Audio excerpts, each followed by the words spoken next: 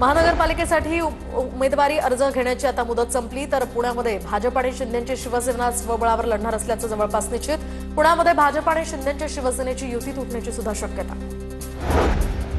पुणे आणि पिंपरी चिंचवडमध्ये दोन्ही राष्ट्रवादींची लढाई थेट भाजप विरोधात असणार.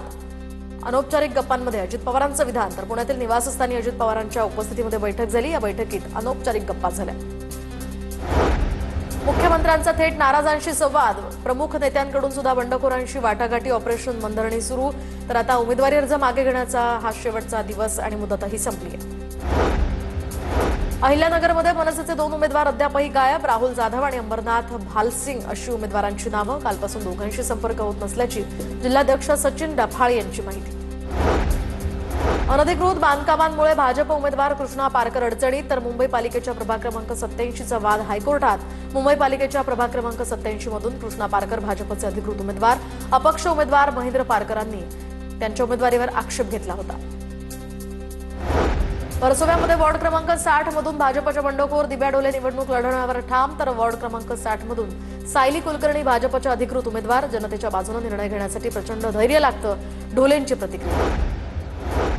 दोन्ही राष्ट्रवादीमधील पुण्यातील वादग्रस्त जागांचा अखेर तिढा सुटला. अजित पवार यांच्यासोबत झालेल्या बैठकीत समोपचारानं हा तोडगा, तर दोन्ही राष्ट्रवादी मिळून 165 जागा लढवणार. मुख्यमंत्री फडणवीस आणि उपमुख्यमंत्री शिंदेंचा उद्या संयुक्त मेळावा. वरळी डोममध्ये मेळावा पार पडणार. पालिका निवडणुकीच्या प्रचाराचा नारळ फोडणार. पुण्यामध्ये उद्धव कांबळेंना उपमुख्यमंत्री एकनाथ शिंदेंचा फोन, तुझ्यावर अन्याय होऊ देणार नाही, शिंदेंचं उद्धव कांबळे यांना आश्वासन. पक्षाचा ईव्ही फॉर्म घेणाऱ्या या उद्धव कांबळेंची शिंदेंकडून दखल. राहुल नार्वेकर आणि हरिभाऊ राठोड यांच्या वादाचा व्हिडिओ व्हायरल. नार्वेकर आणि राठोड यांचा निवडणूक कार्यालयामधला व्हिडिओ व्हायरल, तर अर्ज भरण्याच्या शेवटच्या दिवशी हा वाद झाला होता. माझ्या विरोधात फेक नॅरेटिव्ह पसरवण्याचा प्रयत्न, कायदा आणि सुव्यवस्था काही लोक बिघडवत होते, त्यांना मी समज दिली. व्हिडिओ व्हायरल झाल्यानंतर विधानसभा अध्यक्ष नार्वेकरांचं स्पष्टीकरण. राहुल नार्वेकरांविरोधात आरोपांची निवडणूक आयोगाकडून दखल, तर निवडणूक आयोगानं मनपा आयुक्तांकडे मागवला अहवाल. राहुल नार्वेकरांनी अर्ज भरणाऱ्या उमेदवारांना धमकावल्याचाही विरोधकांचा आरोप. आयोगानं कुलाबामध्ये घडलेल्या प्रकाराचे सीसीटीव्ही देखील मागवलेत. राहुल नार्वेकरांचा विषय अत्यंत गंभीर. 30 डिसेंबरचं 4 वाजल्यानंतरचं सीसीटीव्ही फुटेज गायब करण्यात आलंय. विधानसभा अध्यक्षांचं सीसीटीव्ही फुटेज गायब कसं होऊ शकतं, संजय राऊतांचा सवाल.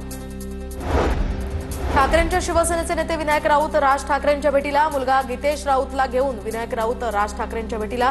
विनायक राऊतांचा मुलगा गीतेश राऊत निवडणुकीच्या रिंगणात.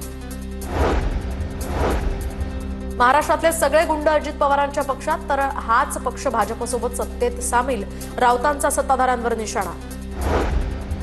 कुठलंही सीसीटीव्ही फुटेज तपासा, आम्ही काहीही चुकीचं केलेलं नाही. खोटं बोलण्यात संजय राऊत एक्सपर्ट आहेत. विधानसभेमध्ये देखील ठाकरेंच्या सेनेकडून असाच नॅरेटिव्ह पसरवला गेला. राऊतांच्या आरोपांनंतर नवनाथ बन यांची प्रतिक्रिया. प्रबोधनकारांनी मराठी माणसांसाठी शिवसेना काढली. साध्या साध्या माणसांना आमदार, नगरसेवक, खासदार केलं. बाळासाहेब ठाकरे, उद्धव ठाकरेंनीच यांची नेमणूक केली. ठाकरेंच्या सेनेकडून पक्षाच्या ट्विटर अकाउंटवर अजित पवारांचा जुना व्हिडिओ ट्विट.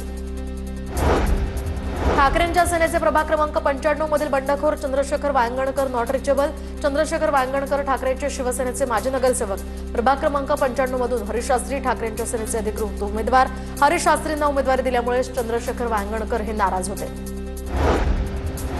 मुंबईमध्ये शिंदेच्या शिवसेनेचे शाखा प्रमुख संदीप काशीद यांचा अर्ज मागे. आकाश पुरोहितांविरोधातला संदीप काशीदांचा अर्ज मागे. वॉर्ड क्रमांक 221 मधली बंडखोरी शमवण्यात शिंदेच्या शिवसेनेला यश.